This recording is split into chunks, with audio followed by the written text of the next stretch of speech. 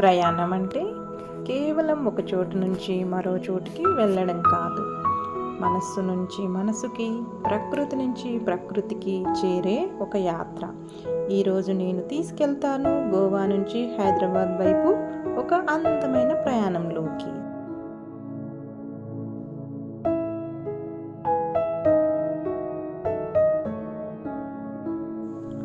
గోవా సముద్ర తీరాలు ఎప్పుడూ ఒక మాయ లాంటివి. అలలు తీసుకువచ్చే ప్రతి శబ్దం మన మనసులోని అలసటను తీసుకెళ్తుంది. ఈ రైలు ప్రయాణం కూడా సముద్రంలానే. ఎక్కడ మొదలవుతుందో మనకు తెలుసు, కానీ ఎక్కడ ఆగుతుందో ప్రతి క్షణం కొత్తగా అనుభూతి పొందేలా అనిపిస్తుంది.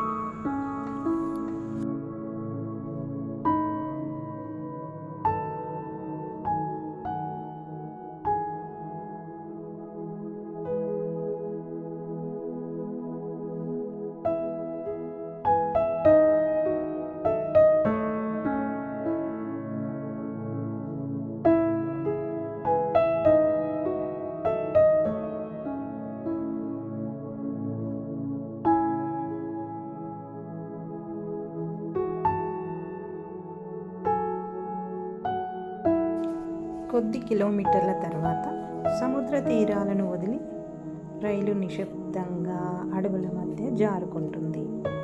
పచ్చని అడవులు, గాలిలో కలిసిన మట్టి వాసన, ఆ ఆకుల కదలిక, ఇవన్నీ మనసుకి ఒక ప్రత్యేకమైన ప్రశాంతతను ఇస్తాయి. ప్రకృతి మనల్ని మౌనంగా ఆహ్వానిస్తుంది.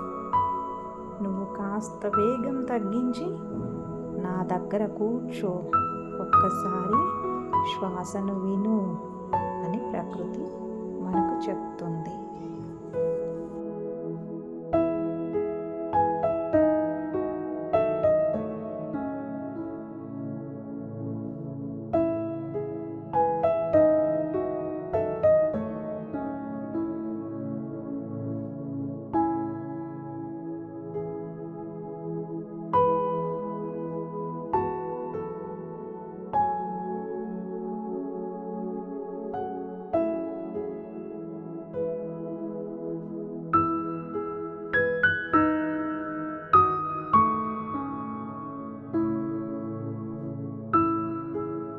ప్రయాణంలో ఒక అద్భుత క్షణం. ఆకస్మికంగా కనిపించిన చిన్న జలపాతం. నీటి ప్రతి చుక్క రాళ్లపై పడుతూ ఒక గీతం పాడుతున్నట్లుంది. మన జీవితం కూడా అలాగే. కొన్ని క్షణాలు అనుకోకుండా మన ముందుకొచ్చి మనసుకు శాశ్వత గుర్తులైపోతాయి.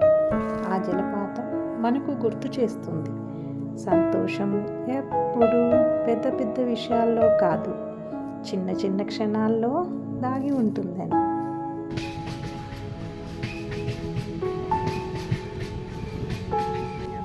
ఈ ప్రయాణం నాకు ఒక చిన్న పాఠం నేర్పింది.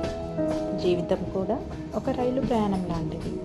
ఒకసారి సముద్ర తీరాల్లో ఉల్లాసంగా ఉంటుంది, ఇంకోసారి అడవిలా ప్రశాంతంగా ఉంటుంది, మరొకసారి జలపాతంలా మనసును ఆశ్చర్యపరుస్తుంది. కానీ ప్రతి దృశ్యం మనలోని ఒక్కో భాగాన్ని మేల్కొల్పుతుంది.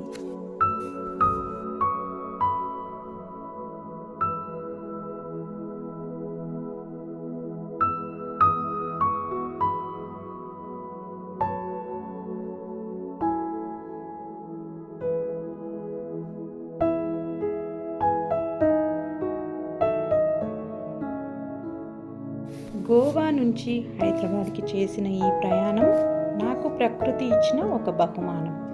ప్రయాణం పూర్తవుతుంది, కానీ జ్ఞాపకాలు మాత్రం మనలో ఎప్పటికీ నిలిచిపోతాయి. మరలా కలుద్దాం మరో ప్రయాణంలో, మరో అనుభూతిలో.